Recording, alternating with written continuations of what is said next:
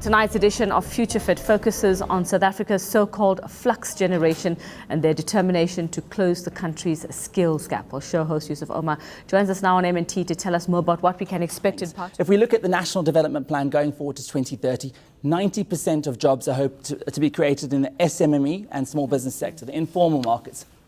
But these small businesses no longer have to rely on banks. The banks are actually quivering in their boots because you don't have to go to them for capital anymore. You can now put a great idea out on the internet. People can buy into the idea. But there's 3.3 million young people that are defined as NEETs, not employed and not in training. And youth actually make up an eye-watering 70% of the total unemployed population.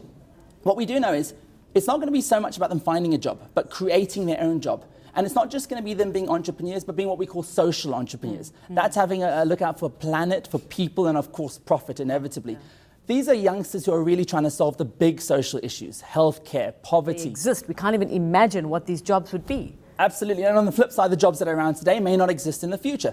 So the best skill that you can possibly acquire going into the future, and we look at this in hashtag #FutureFit, which is airing at 9:30 tonight, is the ability to acquire more skills. It's what we call the Gen Flux. We're all Gen Flux. It's not isolated to a particular age group, but it's the ability to thrive on change, to look at your environment and say, oh, there's opportunities here. Let me jump at those opportunities. That's who's going to survive. And also to get used to the idea of failure. 5 out of 7 entrepreneurs that will start a business will go under in the first year. Elon Musk, which is South Africa's poster boy of businessmen, he's had numerous failures. The SpaceX program, as you've seen, they've had numerous explosions. It's that ability to keep going and going and going. That's what's going to differentiate the guys who stand out. And where are we in the sort of lineup?